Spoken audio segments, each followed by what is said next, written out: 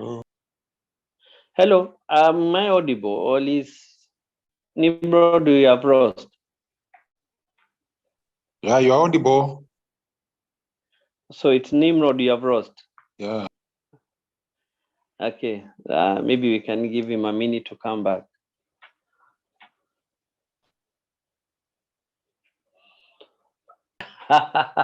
We'll sing. Eh? We'll sing a song. You'll sing for. Nimrod. You should sing for us. No, I can't sing and continue facilitating. He can have somebody, or he can have a few reactions so far the discussion, even as we wait for him.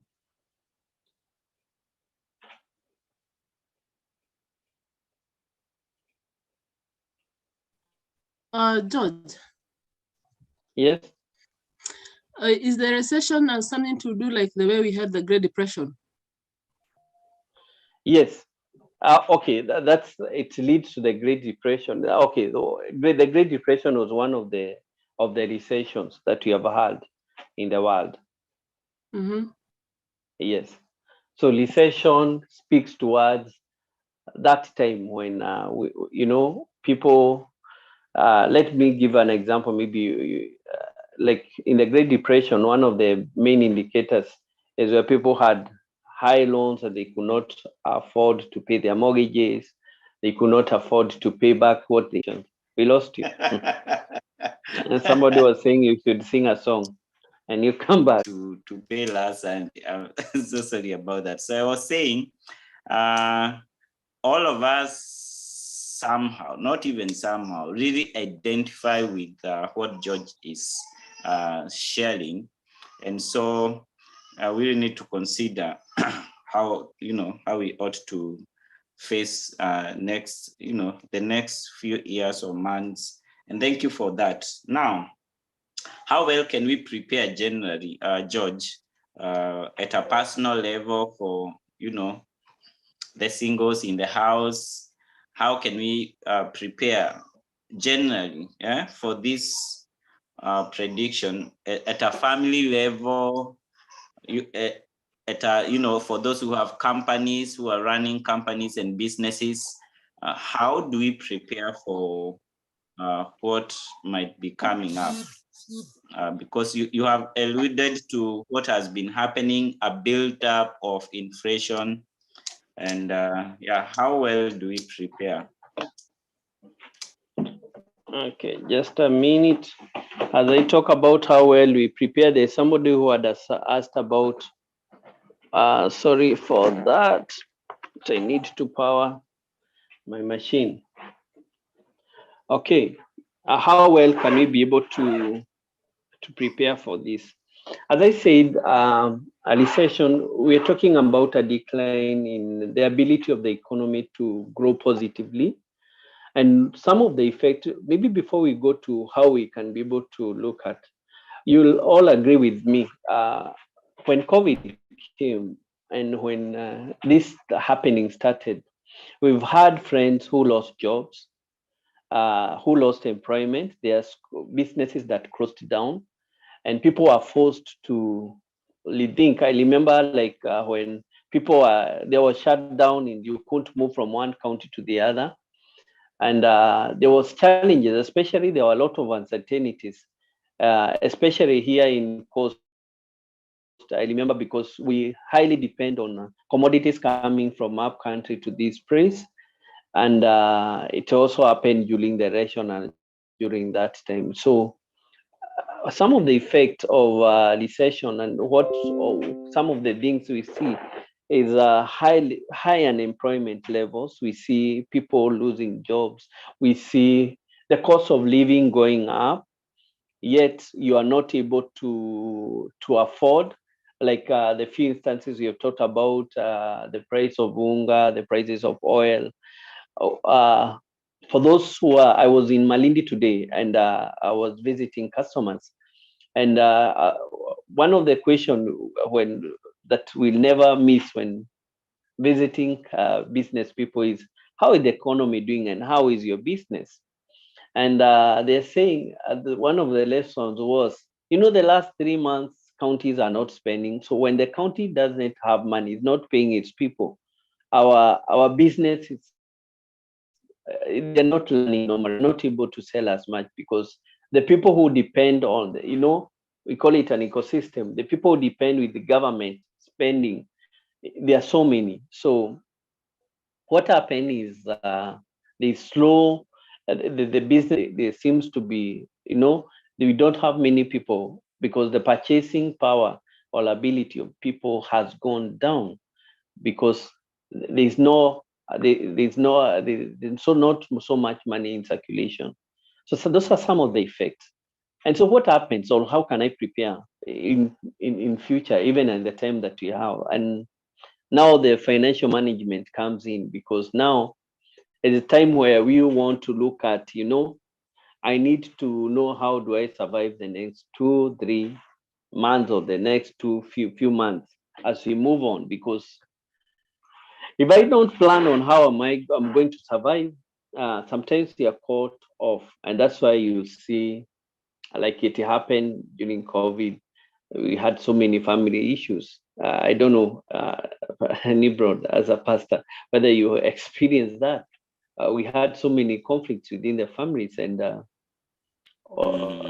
one time, people could not be able to afford 3 months or the next few months. People are in distress as we move on, because and so to better prepare for that, it starts with what are you doing now with what you are getting. If I don't plan on how am I doing now as a personal level, sometimes you are because of, and that's why you see, I don't know how it happened. You are prepared. If it is there, is we had so many family issues. How your 3-6 months will look like in terms as a pastor, whether you can be able to continue. If you move on, and so you're having to better prepare for that. Can you be able to what are you doing now? What you have kept, with what you are getting. And if I don't plan, most of us and most of the people, you will agree with me, we live with a hand to mouth kind of life.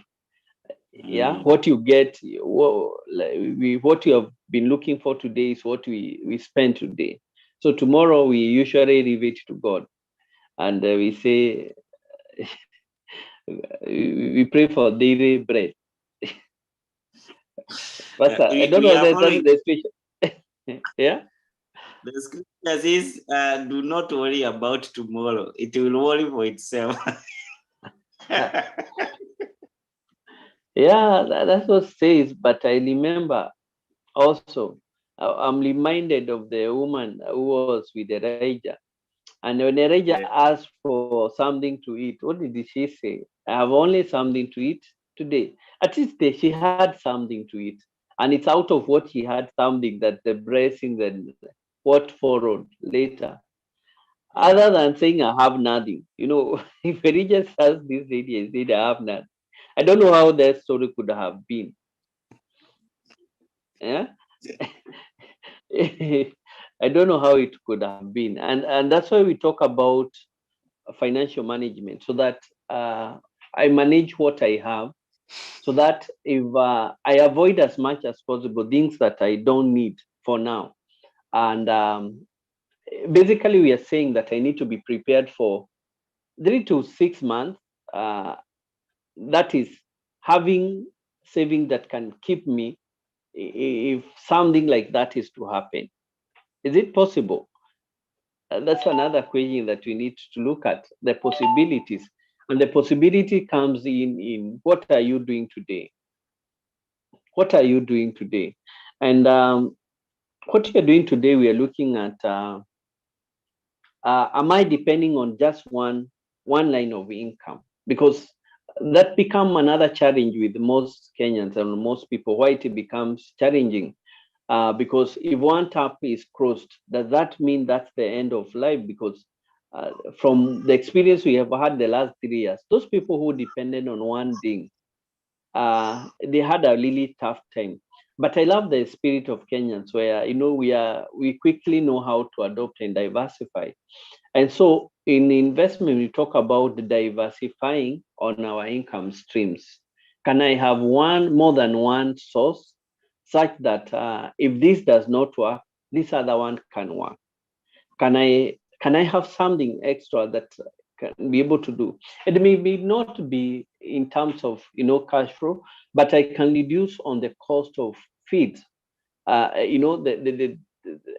By, okay, sorry for using my example, but for example, I do farming for food security. One time somebody told me, you don't talk about food security if you cannot provide for yourself, your family, and yourself.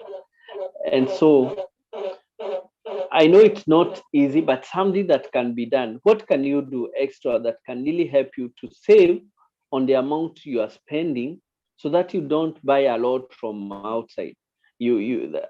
From the consumer aspect, I know from the entrepreneur aspect, we do want people to buy every day. We do not want people to have those alternatives you're talking about here. Talking to both sides. From the consumer aspect, if you can be able to save, and how do you save, especially during this time? It is important to look at how to buy. If you buy in wholesale, for example, you pay for less than when you are buying in little or fewer items. And people may ask me, where is that money to buy in bulk? Yeah, and that's what you're looking at. Can I be able to live with what I have within, the means that I have, so that even as I look for alternatives, I be able to maintain what I have. That's something that we really need to look at, because we are caught off guard. We can. I don't know whether you can be able to mute those who are. For those who are cooking, Pastor Nelson, please mute all those people who are making us to think about food. Please go ahead, George. Yeah, so it helped us to do something we call budgeting. And budgeting, it really helps us to live within our means, because if we don't budget for what we get, we end up spending even more, even what we don't have. And that's why people enter into debt. It's common these days, you ask somebody, which number do I send? Don't send this number. I don't know whether you have had those experiences. Send me on this other one. Yeah, why? People already, they're already in debt. Debt is readily available these days. And if you don't avoid those temptations, don't spend more than what you have. And if it is possible, and yes, we borrow, and I also borrow. I also have somebody who bring me milk every day, and I pay them at the end of the month. But that's a choice they have chosen. I want to get the money in back, other than having every day 80 bob or 100 bob. It is good for me if I get it in back. That way, you're able to contain your budget. Other than today, you're buying 3 liters, tomorrow you're buying 1 liter, depending with how much you have. When you have a budget, when you have something that is guiding you, it will really help you to live within your means.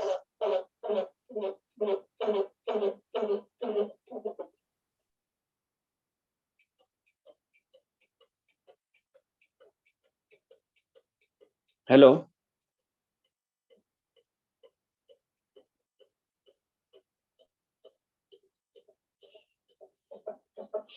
Nimrod, are we together?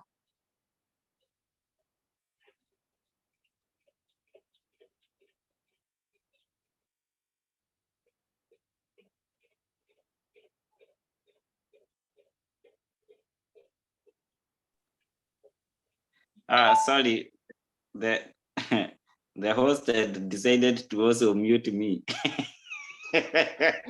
Someone might lose their job.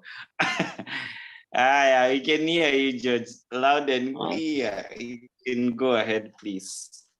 Okay, so I was talking about a budget. It's a tool that we really usually don't do it, but at this time it's good to know, because If I ask how many people know how much they spent the last month, we don't know. And that's a question I ask many Kenyans whenever I have a class. People don't know how much they're spending. People don't know how much they are using. Yet they will always tell you, I don't have enough. Enough to do what? That's a question we always, you don't have enough, but even what you have, you don't know where that money went. Yeah, you left wondering where your money went, and you live to say a story. One day I had a lot of money, if it is last, if this other time. So it is well, it is important to prepare. It is important to do those budgeting, because they really help you to minimize on what you must you must buy and what you don't need to buy.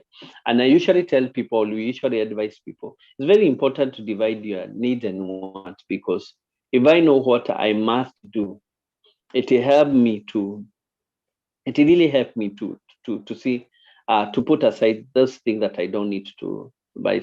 Because so this is not a time to buy items that you don't really need. Buy those things that you must buy. And so a budgeting tool is very important, and it will really help us to secure our money. Because if you don't budget, when you talk about saving, for example, it will be a falling thing. Because savings, it's a very deliberate action where you say, uh, I'll be saving like 10 or 20% of my income, because of those days that I will not have, we may not have enough cash flow, or because of those things you're talking about, emergencies. You're talking about those things you're expecting to happen next year. We have those things, and we know them. We know what is going to happen. And if I don't prepare well, I may end up, becoming somebody else. You'll be at the mercy of somebody else, which is not what you want. We want to live a deliberate life where we are able to plan. But somewhere in Proverbs, it says, commit your plans to the Lord. So if you don't have a plan, what do you commit? Yeah. And what does the Bible, and what does Solomon says, that we commit our plans to God, because he knows. And even Jesus talks about, who is this person who wants to build a tower, who does not sit down and, calculate the cost. We know the cost. And Jesus says, if you don't complete that, if you don't do that, you'll be mocked by your people. You'll be mocked that this person started and he never finished. So Jesus talk about planning. It is very important to plan, because financial budgeting is all about planning, and so that we want to plan ahead, so that I know what is going to happen, and I prepare for what is going to happen. Very important. If I don't, in planning, we are talking about both in terms of what my family requires, what I require in my business, for example, because also the business people, they fall again in the same thing. You find somebody, I don't know why you have had this experience. You got somebody buying, and somebody just tell you this thing just got finished. Or ilisha jana. Why does that happen in business? Again, it's poor planning, where you don't know the stock levels of your business. You don't know when you need what, when customers require what. So we say planning become a very important thing in such times, in such uncertainties, because if I plan well, like if you're in business, for those who sell commodities that move fast in December, it's high time you start planning now, and you look at, where do I get extra money that will enable me to sell more, because we know the season. I was talking to one customer today, and he's talking about, how they sell, and they don't know where to put that cash because the banks are closed. And that's the season they sell good money. And he was giving an experience in one of the Decembers. He had sold over 1 million, trying to go to one bank, to being told, no, you have to say the source of the money. And, she just left with the cash, because she wanted to deposit and go back to collect more. So it's very important to understand the season, because that's one thing we feel.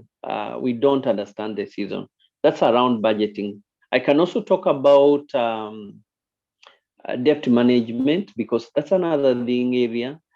During this tough time, it's not the best time to enter to borrowing more.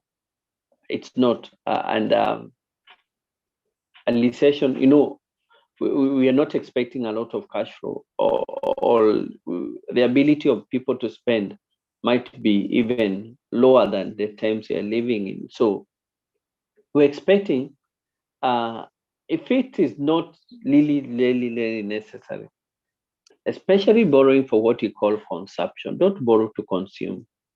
And consumption is anything that you are doing with them, that money that will not give you money back. If you are borrowing to invest, if you are borrowing to put money in somewhere that is going to give you more money, that is good. And if your calculations are correct, but don't borrow to gamble, don't borrow to consume, don't borrow to try something. The way we love trying. Wacha nijaribu hii. I saw somebody else yake ikienda through. You're not that somebody. You don't know what they did. So it's very important to do very right decisions. So what you can be able to pay off, especially when you have more, it's very important to do, because you don't know which sector will be affected by what. And yeah, but we are hopeful that it will be better for our country. Yeah. Okay, thank you so much. I hope the audience, you are picking on some pointers, wisdom, and some of your pointers are a rebuke. Umenikumbusha, my grandmother used to tell me, panya anakuuma alafu anakupuliza so that haujui anakuumauma miguu. That's what you are doing to us. No, I'm talking about the reality of it's very important to know that too, because if there are people that sometimes has been tough for us, I think, I don't know what is wrong with that, especially the Christian body. I have never understood why it comes to issues of money. We really take into consideration many things. Yes, we are optimistic. We do that, but we also need to plan. We are not very good in planning. We are not very good stewards. Let me say that. I've talked to many churches on stewardship and many people on stewardship, but just as in Matthew 25, the parable of the talents, most Christians following the one talent person, the person who don't want to utilize the talent. It's talking about, the 3, the 5. Why are you not utilizing that? Yeah. Yeah, that's a challenge to us. May the Lord help us. So a few things I picked. One, that's rebuke Nelia. Do you even have a plan you are committing to God? Because the Bible is clear, commit your plans to God. And so that's a question I'm posing to all of us. Do you have a financial plan that you're committing to God? George has also talked about budget. So he's given up some pointers on how to prepare and how to go through this one. Budget. Do you have a budget you are sticking to? The other thing that he has finished with is don't dig into debts. As much as possible, clear your debts. And he's advising that maybe the only reason he would allow, or he would advise you consider to borrow, is if you are doing that for a venture that is bringing money but not to consume. Okay, Sawa. And by the way, it's, your concern is, I think this is where we are lost, George, where, that phrase yenye huwa tunatumia, we are in God's economy. You are testifying that you have seen many Christians, we are not good stewards. And if you looked at other people who are ideally not followers of Jesus, they are growing in wealth and all that because they are now prudent. They are good stewards, where we are lost into God's economy and we are not being, realistic and putting things into place, practical plans on how to, if it is to grow wealth or to live our lives with what God has entrusted us. I think that's the big issue that we have. And I hope as we engage this, it is sorting us out.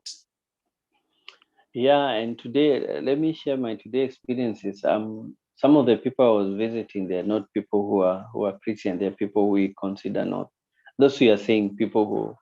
But one thing I've learned with them, I've seen fathers releasing the business to their sons. In two places I went, the father was telling me, deal with my son. Another one, I will speak with my daughters. You see, and passing on the mantles to the next generation. We tend to live with so many secrets that the secret of the business, you don't want to release it to the children. You don't want your spouse to know. So those secrets sometimes they haunt us because the growth of the business is purely dependent on on you. And we don't want so much, and these people, we can learn a lot from them. They have entrusted their businesses and the growth of their businesses to their children, and the children will leave it to the other children. Let's look at the Bible. When you look at Father Abraham, a father of faith, he was a very rich person. Yeah. Mm. And then we see Jacob. We see, that generation, from one generation to the other, they did a lot of things. The same thing we can talk about David and Solomon and many others. They were not poor people. I've never known who said that Christianity, it's good, being humble, that's it usually see as false humility. You don't want to look like you have money, and you don't want to Yeah. talk about finance issues. Inasema Christianity is the opium of the poor or something around that. Yeah, the opium of it's anyway of the masses, religion. It's about religion being the opium of the masses. But we are not called to that. We are not called to the big that. I think in Focus, one of the things I love about Focus, Fellowship of Christian Union, I've interacted with billionaires who are Christian, who are born again, confessing kingdom and doing very great in business. And they really challenge me to become the better person, the better me. And they are not shy to say to do great things for the kingdom. We still talk about kingdom matters, and they are born again professors. We have people who are doing good business. So it's not about that, and I think it's false humility when you want to hide and you don't want to talk about real issues that are happening in our lives. When you don't do that, I think we are not being real, and sometimes that's why I usually say it become tough on God when you have all these lineup people who are not even sure of what they want, and praying those prayers, bless me with with heavenly blessing. What are heavenly blessings? What are those things that we pray? It becomes very tough even for God. And I usually give this example. You have two people coming to you. Somebody say, give me a glass of water. And somebody says, give me anything that you have. Who will you sort first? Nimrod. Who will you sort? Clear, I'll just go Why? fetch. Why you are mad? He's very specific. He knows what he wants. Do Miss Christian, do they know what they want? Yeah. What are your 3 years? What is your plan? 5 year, 1 year? Do you have such plans? Do plans really exist in our lives? Ama tunaishi kwa imani? Amen. No, it's not amen. Yes, we live by faith, but also we need to plan. We really need to look at this time, because remember that person in the Bible. It's Jesus who condemned. It's God who condemned this man. he had harvested a lot. He put everything in stores and said, let me sit down, relax, and eat and drink. What happened? Bible says, it talked about the you fool. You don't have a life. Yet this person had harvested a lot. He had a bumper harvest. But God says you not enjoy them. Because of what? Because of the way of thinking. That's the end of work. That I will not work again. Mm. That kind of foolishness God does not condone. And he said, you fool, even what you have, you not. So the Bible talks more about planning. It talk about doing better and better every now and then. It doesn't talk about being stagnant. It does not talk about people not having clarity of life. Talking about, in fact, what you are facing now. And I see Kenyans mocking Christians, mocking God, mocking about that. Yes, I love to be. I will not denounce my Christianity because people are mocking God. I know God, God kingdom principles, and I know you can be blessed in the kingdom, and you can have money and wealth in the kingdom. And what you're talking about, they are not made. They are things that can be done. They are things that God has entrusted to us. And that's why I love talking about stewardship and people preparing for those uncertainties, because they are there. They come to us. Mm. Yeah. Wow. Thank you so much. Now the second last, is there I think you have already talked a lot about some of the biblical concept and stories we can identify with as we talk about recession and inflation. But is there one that maybe you could talk about? I shared from the preliminary of this meeting, I talked about Joseph helping out Egypt with the time that there was drought and all that. Do you have another biblical concept or a story that we can identify with? Yeah. It may not be directly, but there's a one time there was a sage in Samaria. You remember the story of the 40 lepers, and the situation was bad. Look at how people used to eat the head of the donkey. The cost of it was so high, and they talk about what the cost of the dove's dung was also being used to. People used to eat anything that was consumable during that time, and you see, the thing was so bad for them. And God says all the situation had to change, and so they are there. There are those stories. We can also talk about the story of Elijah and the 3 years drought. So a prolonged period of lack they have ever happened, and even what took the Israelites to Egypt, it was drought. It was a season of lack. It's a season of luck. So you see the effect when you don't have, if you have not planned well, if things like this persist in our lives, we become slaves to those who have. And that's why it was very easy for, Jacob and his family, the 72 of them going, they didn't want to become slaves, but the luck they had, it made them to fall to what we had, a 430 years stay as slaves. So yeah, those things happen, and they are there in the Bible. And I usually say the Bible is leading to us so that we can prepare for such season, and both bad and good moments. They're there. They're there, and they are written. They should be there. And even Matthew 24 talk about the wars. When we read those things that they will happen, we usually think, people don't attach the biblical happenings, the prophetic happening, with the current situation that we have. Jesus talked about them, rumors of war and the wars, which you're already experiencing. So, and the effect of the wars and all that is what we have in the recession, and it's happened to it's a global effect. It's not a Kenyan effect. It's a global effect, which It means that I need to be extra careful with what I have. And that's what we're talking about: planning, savings, living as low as possible with debt so that I can be a better person. Whatever I have, I can be able to save. Remember, the people who are buying the donkey head, if they didn't have the 80 pieces of silver, you have money and you can't buy food.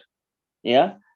The four lepers, and you see the situation, the levers of it, what really happened after the four lepers comes in, and there is abundant. All of a sudden the prices went down. So it's very important to understand the seasons, because we have for every time there is a recession or a downtime in economy, what proceeds before, it's a season of having. And just as you quoted how God advised Joseph, and I love the book of Genesis and the concept of savings from Joseph. 7 years of abundance, 7 years of. If Joseph did not guide, those people did not save for those 7 other years, what could have happened? And you see, when I read this story, it's usually very funny. The Egyptians was bringing food to Joseph, to the silos that they had created. And when the years of lack came in, they used all the money they had until they didn't have any money. They used their livestock until they had none, and at last they gave their lands. And that's why the concept of government taxation came in. And now they ask, let everything we have belong to the Pharaoh. And the concept of government taxing the people and all that. And they are the same people who are supplied these foods to the government. Yeah. So what if everybody had its own savings? Where would have government gotten there?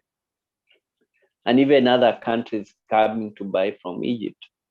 And Egypt has been doing that since that. Remember, it's a desert, and up to date, Egypt can still supply us with food because we are not as good as they are in using the natural resources that are with us. We have so much. Yeah. God has literally blessed us with a nation, a very good country with so many rivers. I live in the coast. Go along River Sabaki. What is happening? We are expecting to have a lot of maize by now, but we don't. People are begging for food. Why? We have rivers, freshwater rivers, not the ocean. We have Sabaki River. We have Garanakuraru project. Why should we be talking about hunger in these times? God has given us resources, but we are not utilizing them well or better. Yes. So sometimes some of the things God help, or some of the Karibu nikuulize, I feel like we have a spiritual attack as a nation. It's a spiritual awakening. It's a spiritual awakening, not attack. May the Lord help us. Ni kama we were bewitched and the bewitcher died, but we shall. No, yeah. No, the Lord help us in the nation. Yes. Thank you so much for that. And actually, there's a lot in the Bible where we see people requiring wisdom of God to navigate through season. And I pray that all of us will consider some of the nuggets of wisdom that George has shared with us to consider. And just a reminder also, one of the things that I have remembered you have shared is that we need to differentiate between our wants and needs. This is not a time to buy things that are not necessary, and prioritize saving, but also to think through some of the things we can do to cut cost. Kama unaweza panda boga or something, just something that will reduce your spending, your daily spending. And so it's something you need to take time to think through.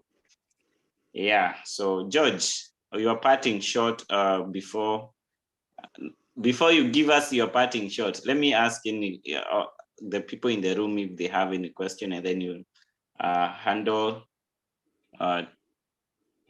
2 questions, and then as you answer them, you give us your parting shot. Okay. Anyone in the room that they have a question, you can raise your hand up. Pastor Nelson will help you unmute.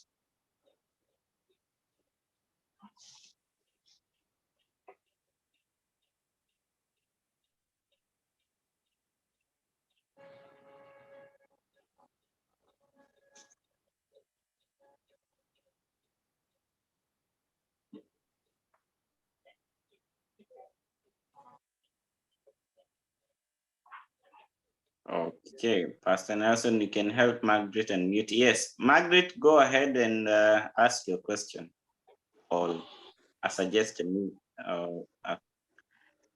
What is it? It's a question. Yes, mine is a question.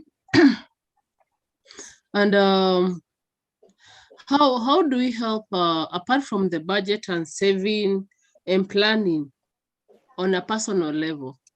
How are we able to recover as a nation? Like now we have unemployment in masses, we have businesses that have closed down, and we're now in an era whereby we have so many youth, the productive age, that don't have so much to do as at now.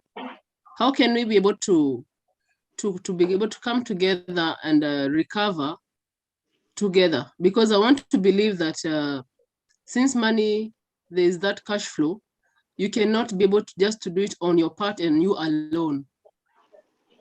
Yeah. Yes. Okay.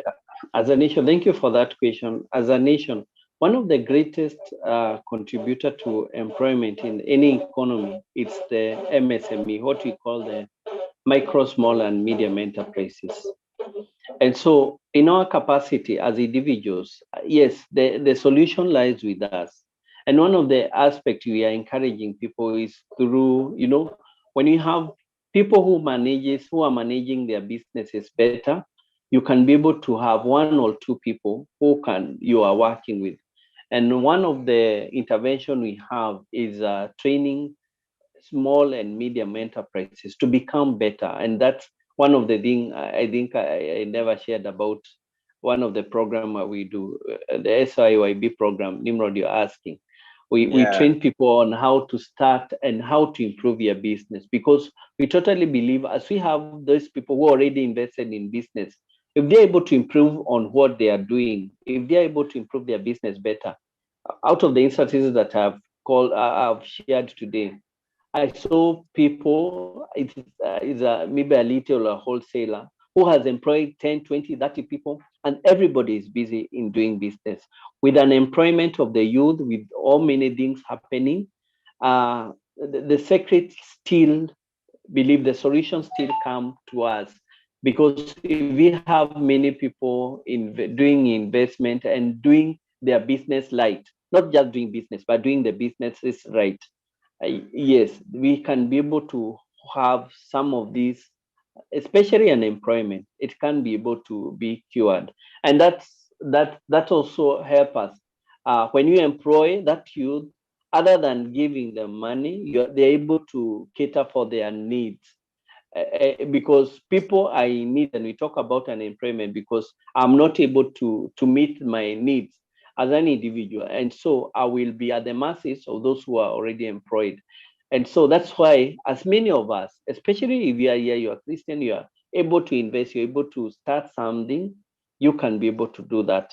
When I say we do training, that's what we do a lot. I work at EPT, and we do a lot of training and a lot of empowerment to see people having better businesses, having better version of themselves, such that when you have a better version of you, you can be able to create employment for more. That's what we do. That's one of the solutions we have, and one of the areas that have been neglected by.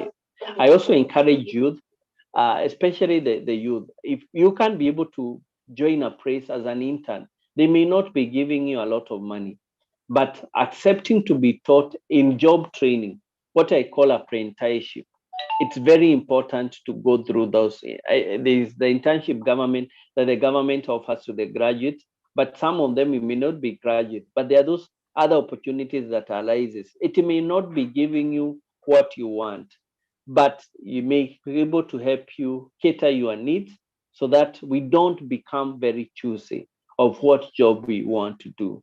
And if you can be able to do business in a small way or in a big way, it is very important to do something other than sitting.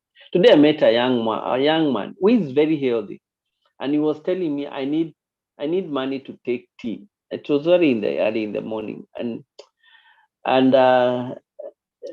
it could have been better if he told me, now you're parked and your car has dust. Let me remove the dust and you pay me, or you give me something. For those who volunteer to do that, it's very easy to deal with them. But a strong young man who just sit begging at the street, I'm not comfortable. That life is not sustainable. But if they are doing something that is productive, we met in the morning. Later on, at around 3, that was one corner of Malindi. We met again at around 3 in another corner. Still asking me why I didn't give him breakfast. And I told him I'm still looking. I'm also in the business of looking for that breakfast. So as in having productive life, that's what, if we can have people who are productive, we'll be able to cater some of these things. I hope I've answered. Yes, thank you. So thank you, George. Charles, you had lifted up your hand. Pastor Nelson, please help Charles to ask the question, if he's still around. Charles has left. Okay, he had a question, but he has left. Okay, so there's another hand. Noven, help Noven to unmute. Hello. Hello, Hi. George. Can you hear me? Yes, I can hear you. Yes. So I have a question.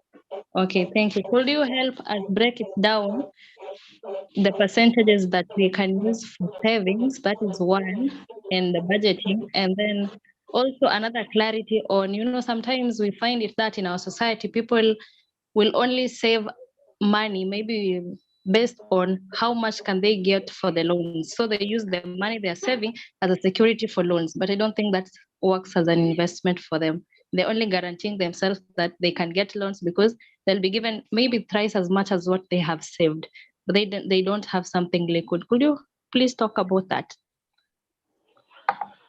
And thank you. That is Riziki. Riziki, you are the one behind Noven's icon.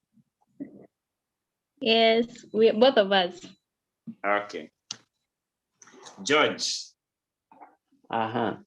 That's a big question. Let me say why we save, why you should save. We save because of four, we classify them as 4 broad areas. We save because we have what we call expected limits. There are things that we expect to happen in the near future. That's one thing, or what we call the expected future events. That's one thing that you, for example, if you are in school, I need like school fees, I need something to buy. That's how expected. You save because of that. We also save for what we call the unexpected future events. There are things that happens, but we don't know when really they will happen. An example of something like sickness, where we have savings in terms of things like the medical health, the NHIF and such. We have saving for unexpected, that's another occurrence. We also save because of emergencies. And the 4th thing is we save because we want to accumulate wealth. So out of those, you see, people just take the issue of accumulating wealth. Now, in this case, the model you're talking about is where I join a circle and I'll be given twice or thrice the saving. You see, the motive of saving, the goals of saving is to get a loan. That's one way of saving. But you are saying saving should be deliberate because of those 4 broad areas, which under every category I've talked about, you can talk about many things. When I talk about expected future, for example, one of the things that you'll do, we expect. What are you doing? People think that if you're saving for retirement, that's a long time thing. So people don't, especially the youth, if you ask them about it, and they don't think even about it. But that's an expected future. Yeah. So you can save. I'll give an example of a scheme by government called the Bao pension. I don't know how many have heard about it. Nibra, have you ever heard about the Bao pension? No, it's a new revelation. Just Google Bao. When the government said started that pension some years back, it was because of people who are in Juakari who are not necessarily in any pension scheme. And it was encouraging people to save 20 bob per day. That's why it's called Bao. Bao is from 20 bob. To save 20 bob. If you save 20 bob for 30 years, that's the smallest they were thinking, that as in bao, you know. And I've seen those baos work. Sometimes I've withdrawn 100 or even up to, you can withdraw up to 200 because after 3 years, they allow you to withdraw with the interest, whatever that was there. When I saw it in the showground, I go to the show to learn new things and new what is happening. It's something that you do, you know, hizo change unapata, you know, unaziweka, and it's because it's deliberate.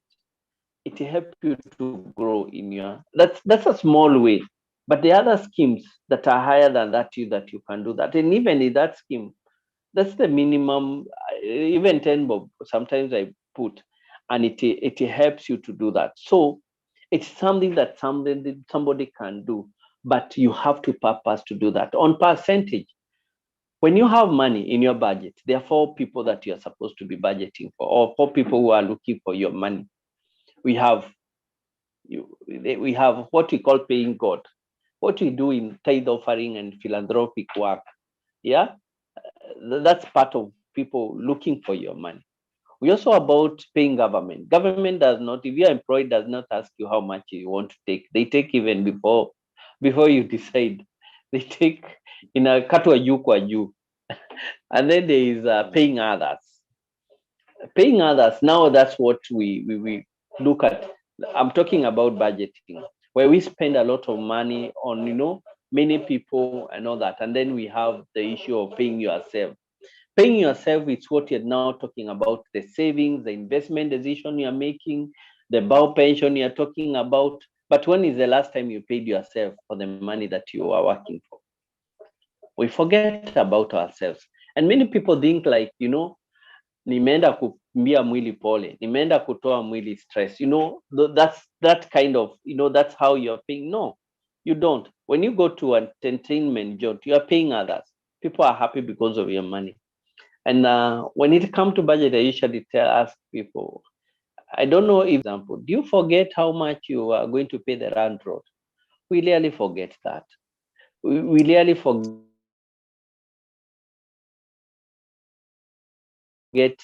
you know, that's the irony of life. How much to invest for myself? It become ironic. So on percentage, I will say if you work on if you work on paying others, because that's where, if you work on your needs and wants, I will say 20 to 30%. If you can be able to do 20 to 30, it's ideal. But you know, people would do as much as 50%, you know, savings from what they, maybe 3,000 shares by the end of the year, or 1,000 shares, or 100,000, or whatever types of my investment. You can save in the money market, for example. You can save in, maybe that's another area, maybe in Ibroad, you create time, we discuss about investment and where to put your money in. So when you have the why of saving, it will give you the motivation.